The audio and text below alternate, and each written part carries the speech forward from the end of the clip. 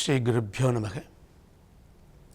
ஸ்ரீ சங்கர திக்விஜய சாராம்சம் என்ற நூலை வெளியிடும் இந்த சமயத்திலே சாணக்கிய தொலைக்காட்சியிலே அதை பற்றிய சில கருத்துக்களை சொல்ல வாய்ப்பு கிடைத்தமைக்கு மிக்க நன்றி. ஸ்ரீ சங்கர திக்விஜய சாராம்சம் என்பது ஒரு வடமொழி நூலின் தமிழாக்கம்.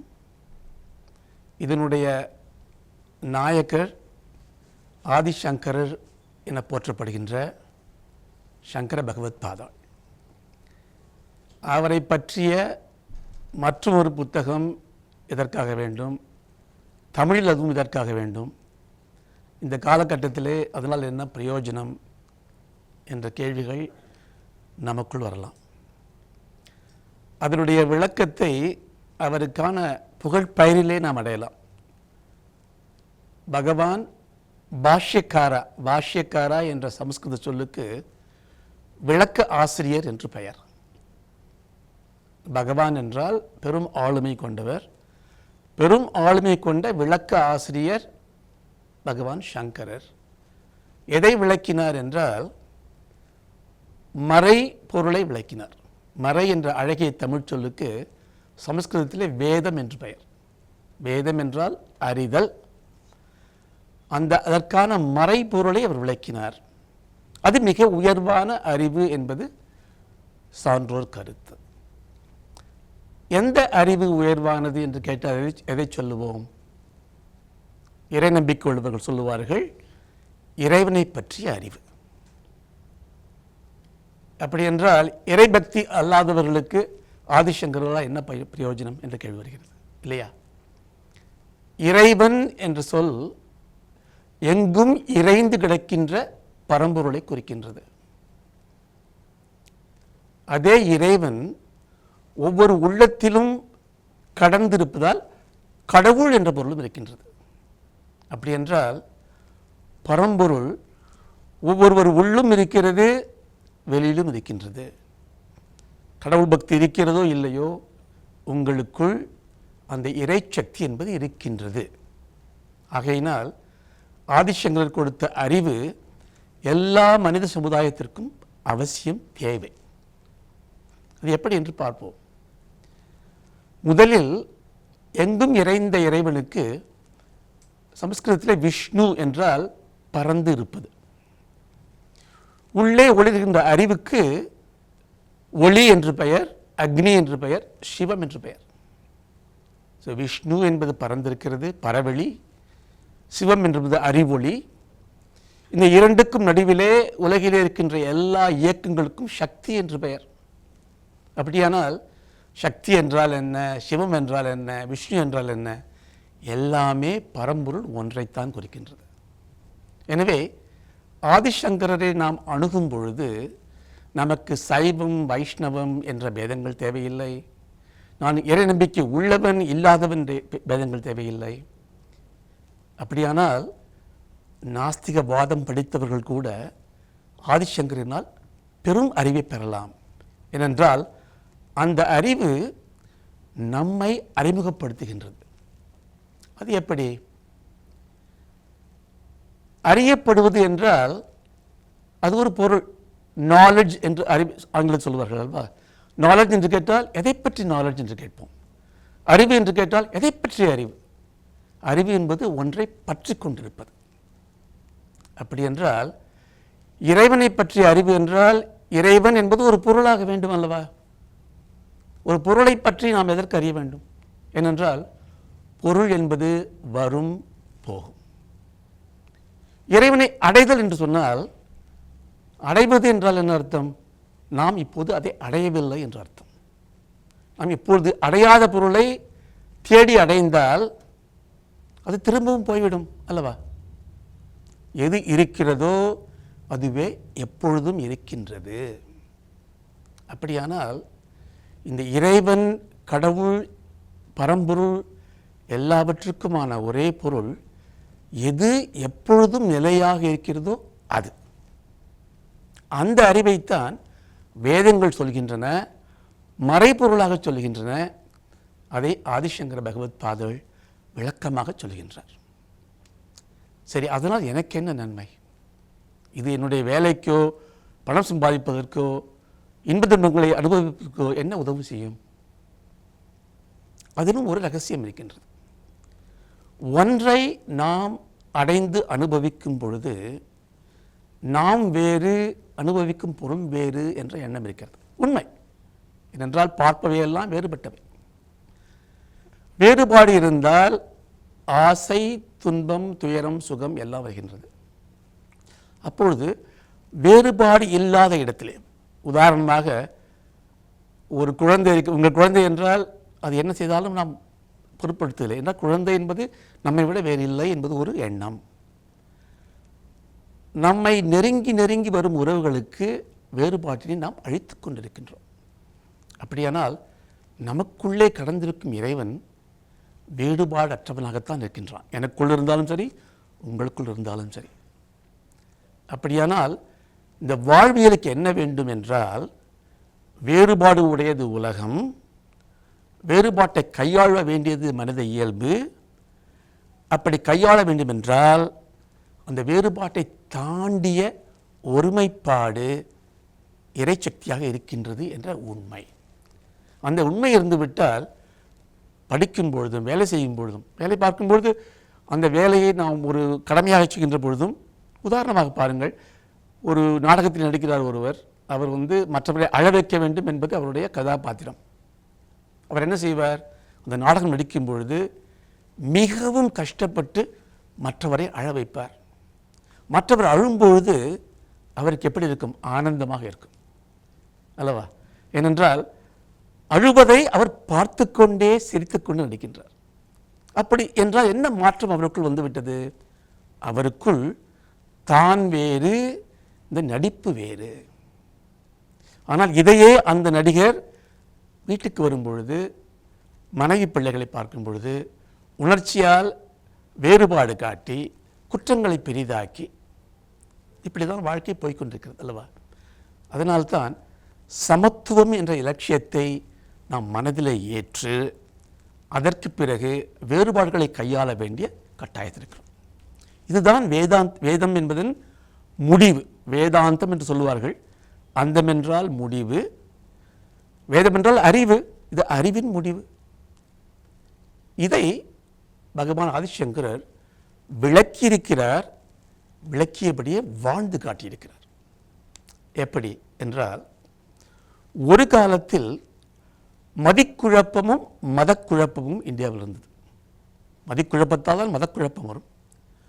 மதம் என்பது அந்த சொல்லினாலே எந்த தீங்கும் இல்லை. மதம் என்பது ஒரு பாதை. நீங்கள் எந்த பாதை வேண்டுமானாலும் ஒரு இடத்துக்கு செல்லலாம். ஒரு பாதை சுதந்திரமானது, ஒரு பாதை கரமுள்ளானது, ஒரு பாதை குறுகலானது, தவறில்லை.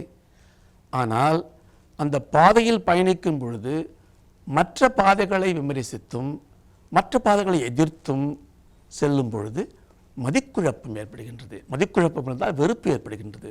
வெறுப்பு ஏற்பட்டால் சமுதாயம் நலிவடைகின்றது. சமுதாயம் நலிவடைந்தால் தர்மம் அழிகிறது. தர்மம் என்பதற்கு மிகப்பெரிய விளக்கம் தேவை. தர்மம் என்பது தானம் செய்வதுன்னு சொல்வார்கள். தர்மம் என்பது உலக நியதி. எப்படி எல்லாம் உலகம் சுற்றுகின்றது, எப்படி சூரியன் ஒளி செய்கின்றது, எப்படி பூமி எதிலும் மோதாமல் சென்று கொண்டிருக்கிறது, எல்லாமே தர்மம். இந்த தர்மம் இயங்க வேண்டும் என்றால் ஒரு சக்தி அதை இயக்க வேண்டும். எந்த காரியம் செய்தாலும் தர்மத்துக்கு புறனாக செய்யக்கூடாது. இதையெல்லாம் சேர்த்து வாழ்ந்து காட்ட வேண்டிய கட்டாயம் வேண்டும். பகவான் கிருஷ்ண பரமாத்மா சொன்னார், சம்பவாமி யுகே யுகே தர்ம சம்பத். எப்பொழுதெல்லாம் அதர்மம் வருகின்றதோ அப்பொழுது தர்மத்தை நிலைநாட்ட நான் வருவேன். அதை போலவே பரமேஸ்வரன் எப்பொழுதெல்லாம் தர்மத்தின் முடிவான, தர்மத்தின் விளக்கமான, வேதத்தின் முடிவான ஞானம், இந்த ஞானம் என்பது இந்த இறைச்சக்தியை பற்றிய உணர்வு, இந்த உணர்வு மங்கும் பொழுது நான் மீண்டும் அவதரித்து அதை நிலைநாட்டுவேன் என்று கூறினார். அந்த வகையிலே பரமேஸ்வரனே ஆதிசங்கராக அவதரித்ததாக பெரியவர்கள் சொல்லுவார்கள். 4 வயதிலே எல்லாம் கற்று 6-7 வயதிலே துறவரம் பூண்டு 32 ஆண்டுகள் மட்டுமே இந்த உலகத்திலே வாழ்ந்து இந்த பாரத தேசம் முழுவதும் 4 முறை நடந்து சென்று 72க்கும் மேற்பட்ட மதவாதிகளை சந்தித்து அவர் எந்த மதத்தையும் வெறுக்கவில்லை. அந்த மதத்திலே நரபலி, மிருகபலி, உதாரணமாக ஒன்று சொல்கின்றேன். வேதம் என்பது வேத ஆரண்யம் என்று சொல்வார்கள். வேதம் என்பது பெரும் காடு. ஒரு வாஷிங் மிஷின் வாங்கினோம் என்றால் அதற்கு ஒரு மேனுவல் வரும், இந்த வாஷிங் மிஷினை எப்படி பயன்படுத்த வேண்டும் என்று. அதே போல மனிதர்கள் எப்படி வாழ வேண்டும் என்பதற்கான மேனுவல், லைஃப் மேனுவல் இஸ் வேதம். அது எல்லா மனிதர்களுக்கும் எல்லா காலத்திலும் பயன்பட வேண்டும் என்பதற்காக எல்லா விதமான விஷயங்களும் இருக்கின்றன. பணம் சம்பாதிப்பை எப்படி, குழந்தை பிறக்க என்ன செய்ய வேண்டும் என்பது முதலாக ஒரு பெரும் ஞானத்தை கொடுக்கக்கூடிய விஷயமும் அதில் இருக்கின்றது. எனவே அந்த வேதத்தின் சாரமானது எது என்பதை எடுத்துக்காட்டுவது மிகவும் அவசியம். ஆதிசங்கரர் தனது வாழ்க்கை பயணத்திலே தர்மம், ஞானம் இரண்டும் எவ்வளவு அத்தியாவசியம் ஒரு உதாரணம் சொல்கின்றேன். 7 வயதில் அவருக்கு குருகுலத்தில் இருக்கின்றார். குருகுலத்தில் இருக்கும் மாணவர்களுக்கு அது பிரம்மச்சரியம் என்று பெயர். அவர்கள் பணம் சம்பாதிக்கக்கூடாது, இறந்து உண்ண வேண்டும். இறந்து உண்ணுதல் என்றால் பிச்சை எடுத்தல். ஆனால் இந்த பிச்சை என்பது மிக உயர்வானது. அவர்கள் என்ன செய்வார்கள், பாடம் முடித்த உடனே ஒவ்வொரு வீடாக செல்வார்கள். ஒரு குறிப்பிட்ட வகையிலே பவதி பிக்ஷாந்தேகி என்று கேட்பார்கள். உணவு கொடுத்தவுடன் அந்த உணவினை எடுத்துக்கொண்டு ஆசிரியர்களுக்கு கொடுத்து தானும் உண்டு இருப்பார்கள். அது பணிவை வளர்க்கக்கூடியது. அப்படியான ஒரு சூழ்நிலையில் அவர் இருக்கும் பொழுது ஒரு ஏழை மூதாட்டி வீட்டுக்கு செல்கின்றார். இந்த மூதாட்டிக்கு எதுவும் கொடுக்க இல்லை. அவள் நடுங்கிக் கொண்டே ஒரு முதிர்ந்த நெல்லிக்கனியை எடுத்து பணிவுடன் இவருடைய கரத்திலே கொடுக்கின்றார். அதை பார்த்து மனம் இழகி அங்கம் ஹரே உலகபூஷணம் ஆர்ச்சேந்தி பிரிங்காக்கனே என்று ஒரு அருமையான அற்புதமான ஒரு ஸ்லோகத்தை சொல்கின்றார். அதன் பொருள், எல்லா செல்வங்களையும் தரக்கூடிய மகாலட்சுமியே, இந்த மூதாட்டி எனக்கு உலர்ந்த நெல்லிக்கனியை கொடுத்தாள், அவளுக்கு பொன்னும் பொருளும் மிக்க நெல்லிக்கனி மழையை பொழி என்று. அப்பொழுது அதற்கு இறங்கி மகாலட்சுமி வந்து கேட்கிறாள் அவரிடம், குழந்தை சங்கரா, உனது பாடலுக்கு மெச்சினேன், ஆனால் இந்த மூதாட்டிக்கு இதை நான் கொடுக்க முடியாது. ஏனென்றால் இந்த மூதாட்டி கர்ம வினையில் பாவம் செய்திருக்கிறாள், அவளுக்கு நான் எப்படி கொடுக்க முடியும்? அப்பொழுது இவர் கேட்கிறார், அவள் பாவம் செய்திருக்கலாம், ஆனால் உன்னை வரவழைத்தது எனது பாடல் என்றால் எனது பாடல் வரவழைப்பதற்கு இவள் தான் காரணம். எனவே இவள் பெரிய புண்ணியத்தை செய்திருக்கின்றாள், எனவே நீ இவளுக்கு கொடு. இதில் என்ன தெரிகிறது என்றால் கருணை, காருண்யம் இருக்கின்றது. குருவின் அருள் இருந்தால் செய்த வினைக்கும் பலனையும் தீர்க்க முடியும் என்ற உண்மை இருக்கின்றது. மற்றொரு முக்கியமான விஷயம், ஒரு காலத்திலே காசி நகரத்திலே இவர் சென்று கொண்டிருக்கிறார். துறவரம் பூண்ட பிறகு இவருடைய சீடர்கள் இவருக்கு முன்னே சென்று கொண்டிருக்கிறார்கள். அப்பொழுது எதிரே ஒரு சண்டாளன் வருகின்றான். சண்டாளன் என்றால் ஒரு நாடோடி, ஒரு நாய்களை பிடித்து கொண்டு குடித்து விட்டு வருகின்றான். இந்த சீடர்கள் குரு வருகிறார் என்பதற்காக தள்ளிப்போ தள்ளிப்போ என்று அவனை சொல்கிறார்கள். அந்த சண்டாளன் சொல்கிறார், தள்ளிப்போ தள்ளிப்போ என்று சொல்கிறார்களே, எதை தள்ளி சொல்கிறீர்கள்? இந்த உடலையா, இல்லது இந்த உடலுக்குள்ளே இருக்கின்ற ஆன்மா என்ற அறிவொளியையா? எது குற்றமானது? கங்கை நீர் குற்றமானதா, சாக்கடை நீர் குற்றமானதா, இல்லை அதில் ஒளிகின்ற சூரியனால் எதிரும் பாதகம் இருக்கின்றதா? இப்படியான ஒரு தத்துவ விசாரத்தை செய்கின்றார். அதை பார்த்தவுடன் பகவான் சங்கரர் மனிஷா பஞ்சகம் என்று 5 பாடல்களை பாடுகின்றார்.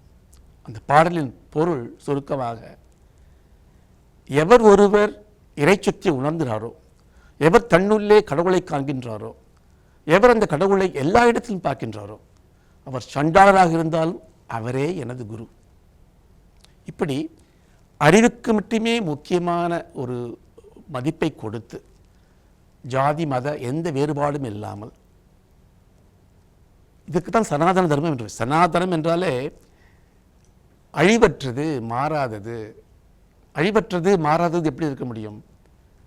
அப்படி என்றால் அது புதுப்பிக்கப்பட்டு கொண்டே இருக்கின்றது. ஒன்று புதுப்பிக்கப்பட வேண்டும் என்றால் அது உண்மையாக இருக்க வேண்டும். உண்மைதான் மாறாமல் இருக்கக்கூடியது. மற்றொரு முக்கியமான ஒரு நிகழ்ச்சி ஆதிசங்கருடைய வாழ்க்கையில் நடக்கின்றது. ஒருவர் அப்பொழுது நரபலி கொடுத்து கொண்டு இறைவனை தொழக்கூடியவர், காபாலிகன் என்று பெயர். அவர் சங்கரரை பார்த்து கேட்கின்றார், எனக்கு உம்மை போன்ற இளம் துறவிதான் வேண்டும், உம்மை நான் பலி கொடுத்தால் எனக்கு சில பதவிகள் கிடைக்கும் என்று என்னுடைய குரு சொல்லியிருக்கின்றார். எனவே உங்களுக்கு எதற்கு உடல்?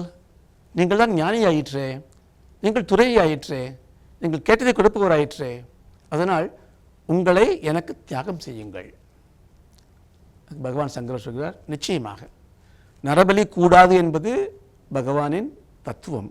இருந்தாலும் அன்புக்கு இறங்கி என்னை எடுத்துக்கொள், ஆனால் என்னுடைய சிஷ்யர்களுக்கு முன்னே என்னை கேட்டால் அவர்கள் தரமாட்டார்கள், நான் இரவிலே வருகிறேன், என்னை எடுத்துக்கொள். அன்று இரவு போகின்றார் அவர். ஒரு நடுக்காடு, நிலவு பொழிகின்றது. இவர் அமர்ந்து கொண்டிருக்கிறார். இந்த காபாலிகன் ஒரு பெரிய கத்தியை எடுத்து வெட்டப் போகின்றான். அப்படியான கருணை அவருக்கு. ஆனால் நடந்தது வேறு. அவருடைய சீடருக்கு இது தெரிந்து அவர் அங்கு வந்து நரசிம்மராக ஆவிர்பவித்து காபாலிகன் வதமாகி அப்படி கதை போகின்றது, வரலாறு போகின்றது. ஆனால் நடந்து காட்டிய விதத்திலே சொல்வதையே செயலாக்கி, செய்வதையே சொல்லாக்கி, எல்லா மதங்களுக்கும் ஒரு எப்படி சொல்லலாம், ஒரு தத்துவ விசாரம் செய்து, உதாரணமாக ஒரு கருத்து நிலவுகின்றது. புத்த மதத்தை சங்கரர் எதிர்த்தார். புத்தம் அன்பை போதித்தது. சங்கரர் புத்த மதத்தை நாட்டை விட்டே விரட்டினார். தவறான கருத்து. புத்தர் நமது சனாதன தர்மத்திலே ஒரு அவதாரமாகவே கருதப்படுகின்ற ஒரு மகாத்மா. மகாவிஷ்ணுவே புத்தராக வந்தார் என்று சொல்லுவோம். ஆனால் புத்த பெருமான் அனுபூதி அடைந்த பிறகு, அனுபூதி என்பது வேறு, அனுபவம் என்பது வேறு. அனுபவம் என்பது ஒன்றை அனுபவிக்கும் பொழுது உங்கள் அறிவிலே படுகின்ற நினைவு. நீங்கள் பாருங்கள், சினிமா பார்த்தேன், நல்ல உணவு சாப்பிட்டேன், அதெல்லாம் ஒரு நினைவு. அது நடந்து முடிந்து விட்டது, பதிந்திருக்கிறது. அனுபூதி என்பதில் அனுபவிப்பவன், அனுபவிக்கும் பொருள், அனுபவம் எல்லாம் கலந்துவிடும்.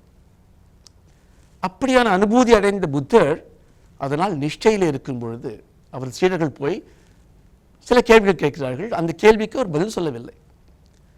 அவர் சொல்லாத பதிலுக்கு இவர்கள் ஒரு காரணத்தை காட்டி, ஆத்மா இருக்கிறதா என்றால் மௌனத்தை இல்லை என்று எடுத்துக்கொண்டு, பூரணத்துவம் இருக்கிறதா என்றால் மௌனத்தை சூன்யம் என்று எடுத்துக்கொண்டு, நிரந்தரமானது ஒன்று இருக்கிறதா என்றால் இல்லை, க்ஷணம் க்ஷணம் ஒரு கணமும் மாறிக்கொண்டிருக்கிறது என்று எடுத்துக்கொண்டு, க்ஷணவாத புத்திசம், சூன்யவாத புத்திசம் என்று இவர்கள் எடுத்துக்கொண்டார்கள்.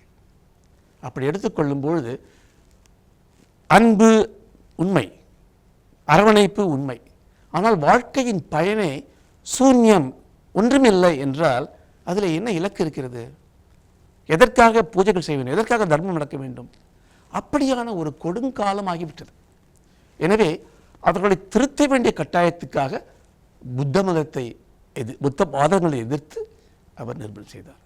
அதே போல சைவம், வைஷ்ணவம் என்று ஒவ்வொரு மதங்களிலும் உள்ள குறைகளை நிவர்த்தி செய்து, மந்திர தந்திரங்களை ஒழுங்குபடுத்தி, இன்று நாம் ஒரு பண்டிகை கொண்டாடுகிறோம் என்றால் அதற்கு காரணம் ஆதிசங்கரர். இன்று ஒரு கோவிலுக்கு போகிறோம், கும்பாபிஷேகம் நடக்கிறது என்றால் அதற்கு காரணம் ஆதிசங்கரர். இன்று துறவிகள் பல மடங்கள் அமைத்து நல்வழி காட்டுகிறார் என்றால் அதற்கு காரணம் ஆதிசங்கரர். அதற்கு முன்பே சன்னியாசிகளுக்கு மடம் கிடையாது. சன்னியாசிகள் எல்லாவற்றையும் விட்டு போயிடுவார்கள். அப்படின்னா என்ன அர்த்தம் என்றால் அவர்களுக்கு ஆன்ம விவேகம் வந்துவிட்டது. அவர்களுடைய ஜீவனை நிவர்த்தி செய்யக்கூடிய நோக்கத்திலே அவர்கள் சென்று விட்டார்கள். அவர்களை நினைத்து நாம் மகிழ்ச்சி அடையலாம். ஆனால் அவர்களால் நேரடியாக உலகத்துக்கு எந்த வழிகாட்டலும் இல்லை. ஏனென்றால் ஒவ்வொரு ஜீவனும் தன்னுடைய முக்திக்காகவே துறவரம் எடுத்து மறைந்து விட்டால் அந்த ஜீவன் முக்தி அடைந்து விடுகிறது, அந்த குடும்பம் எப்படி முக்தி அடைந்து விடும். ஆனால் மற்ற உலகத்துக்கு அதனால் நேரடியான பிரயோஜனம் இல்லை.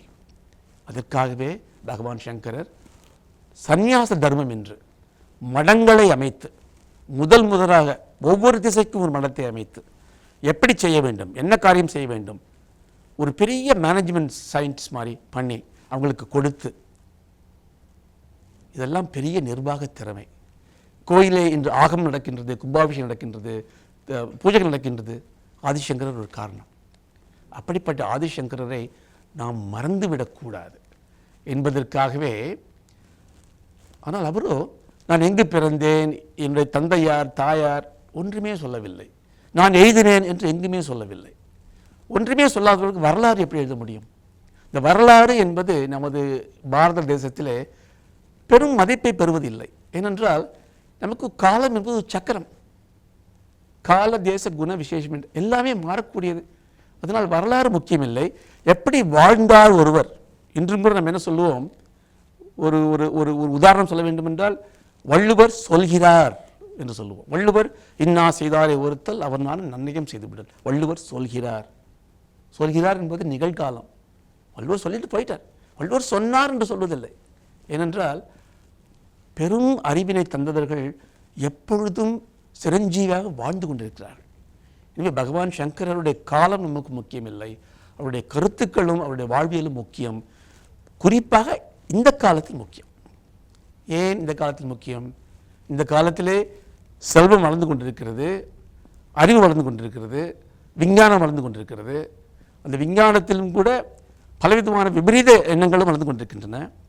இதற்கு நடுவில் வாழ்ந்து கொண்டிருக்கும் நாம் எப்படி ஒரு நிலையான சுதந்திரமான மனிதனாக வாழ முடியும் என்பதற்கு வேதாந்தத்தின் உண்மை நமக்கு புரிய வேண்டும்.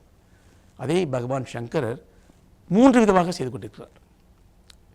முதலில் வேத பொருளை விளக்குகின்ற ஆய்வு நூலாக பகவத்கீதை, உபனிஷத், பிரம்மசூத்திரம் முதலான பெரும் விஷயங்களை, அரிய விஷயங்களை மிக அழகாக சொல்லியிருக்கிறார். அதற்கு நிறைய ஆய்வு அவசியம், படிப்பு அவசியம், குருமார்கள் அவசியம். இரண்டாவதாக எளிய இனிய சோத்திரங்கள், அது சமஸ்கிருதத்தில் இருக்கின்றன, ஆனாலும் கேட்க இனிமையாக இருக்கின்றது. அதிலே எப்படி அம்மா ஒரு குழந்தைக்கு மருந்து ஊற்றும் பொழுது இனிப்பை கொடுத்து ஊட்டுவாளோ அது மாதிரி ஊட்டி கொடுத்திருக்கிறார்கள். மூன்றாவதாக தனது மத ஸ்தாபனத்தின் மூலம் ஆச்சாரர்களை அறிமுகப்படுத்தி அவர்களை வழிகாட்டும் தலைவர்களாக வைத்திருக்கிறார்கள். அப்படிப்பட்ட வாழ்க்கையை 1268 இன்று ஹம்பி என இருக்கக்கூடிய ஒரு நகரத்திலே பிறந்த மாதவ வித்யாரண்யர் என்பவர் ஒரு 1883 ஸ்லோகங்களாக பண்ணியிருக்கிறார். இந்த வித்யாரண்யர் என்பவர் மிகப்பெரிய ராஜ ரிஷி. ஏன் சொல்கின்றால் அவர் 1336 விஜயநகர சாம்ராஜ்யத்தை அமைப்பதற்கு வழிகாட்டியவர். அவரால் தான் விஜயநகர சாம்ராஜ்யம் என்பது உருவானது. அத்வைதம் என்கின்ற சங்கரின் தத்துவத்தை புரிந்து கொண்டால் கூட, அதன்படி நடந்து கொண்டால் கூட, அவர் என்ன செய்தார் என்றால், மாத்வாச்சாரியார் என்பவர் வேறுபாடை விளக்கக்கூடியவர், அவருக்கும் ஒரு சிலை அனுப்பினார். தேசிகர் என்பவர் விசிஷ்டாத்வைதம் என்ற சற்றே மாறுபட்ட கருத்தினை கொண்டவர், அவருடைய நண்பராக விளங்கினார். சர்வதர்ஷன சங்கிரகம் என்று எல்லா மத கோட்பாடுகளையும் விளக்கக்கூடிய புத்தகங்களை எழுதினார். அப்படிப்பட்ட மகாத்மா மாதவ சங்கர திக்விஜயம் என்ற புத்தகத்தை எழுதி, சம்ஷேப சங்கர, சுருக்கமான சங்கர விஜயம் என்ற புத்தகத்தை எழுதினார். அடியனுக்கு ரிஷிகேஷில் ஒரு திராவிடாச்சாரியார் என்ற ஒரு இளம் துறவியின் அறிமுகம் கிடைத்தது. அவர் இன்ஜினியரிங், ஐடி எல்லாம் முடித்துவிட்டு, ஆனால் அதனை விட்டுவிட்டு ரிஷிகேஷில் இருந்து தவம் செய்து வாழ்ந்து வந்தார்.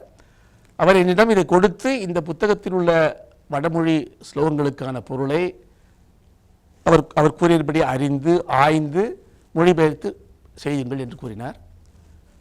அது ஒரு 8 வருட தவமாக தமிழ் கவிதையாகவும் தமிழ் உரைநடையாகவும் சில விளக்கங்களுடன் ஆங்கில சம்மரியாகவும் தொகுக்கப்பட்டு ஸ்ரீமத் சங்கர விஜய சாராம்சம் என்ற நூலாக வந்திருக்கிறது. இது எளிய தமிழ் நூல். இந்த தமிழ் கவிதையும் தமிழ் உரைநடையும் மூல நூலில் இருப்பதை சற்றே விளக்கமாக கொடுக்கப்பட்டிருக்கிறது. இதை பயில்வதால், இதை படிப்பதால் பல கேள்விகள் உங்களுக்குள் எழ வேண்டும். எழுந்தால் கேள்விகள் தான் நமது சனாதன தர்மத்தின் உயிர் நாடி. இங்கே கேள்வி கேட்காமல் ஞானம் கிடைக்காது. இங்கே செய் என்பது சாஸ்திரம், முயன்று பார் என்று சொல்லுவது சோஸ்திரம். இந்த சத்சங்கம், நல்ல விஷயங்கள் எல்லாம் எங்கே போனாலும் பாருங்கள், கேள்வி பதில், கேள்வி பதில். பகவத்கீதை என்ன செய்தார்? அர்ஜுனன் கேட்பார், கண்ணன் பதில் சொல்லுவார். கேட்பதற்கு, கேள்வி கேட்பதற்கு நமக்கு தயக்கமே தேவையில்லை. நாஸ்திகம் என்பது என்னவென்றால், ஆஸ்திகம் என்றால் அஸ்தி என்ற சொல்லுக்கு இருப்பு என்று பொருள். ஆஸ்திகர் என்றால் இறைவனை நம்புவோர் என்று அர்த்தம் அல்ல, இருப்பினை நம்புவோர். இருக்கிறீர்களா என்றால் நீங்கள் என்ன சொல்லுவீர்கள்? நான் இல்லை என்று சொல்வீர்களா?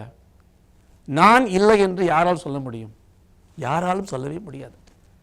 நான் இல்லை என்றால் நாஸ்திகர். எனவே நாஸ்திகவாதம் என்பதும் வேதத்திலே ஒரு பங்கு. ஸோ இப்படிப்பட்ட ஒரு அருமையான மறைபொருள் தத்துவத்தை தரக்கூடிய பகவான் ஆதிசங்கரின் வாழ்க்கையை இந்த புத்தகத்தின் மூலம், இதேபோல் ஏராளமான புத்தகங்கள் இருக்கின்றன, இந்த புத்தகத்தின் மூலம் குறிப்பாக நமது தமிழ் இளைஞர்கள் படிக்க வேண்டும். அப்படி படிக்கும் பொழுது உங்களுக்கு மதசார்பற்ற, மதங்களை தாண்டிய ஆன்மீக உணர்வு தேவை என்பது புரிய வரும். அந்த ஆன்மீக தேடலினால் சித்த சுத்தி என்ற மன தூய்மைக்கான செயலை செய்ய வேண்டி வரும். பக்தி வளரும், தைரியம் வளரும். எனவே அந்த ஆதிசங்கர் பகவத் பாதாளை நமஸ்கரித்து இந்த அரிய வாய்ப்பை கொடுத்த மதிப்புக்குரிய சாணக்கிய சேனலுக்கு என்னுடைய நன்றியை தெரிவித்துக் கொள்கிறேன். நன்றி, வணக்கம். ஓம் ஸ்ரீ குருப்யோ நமக.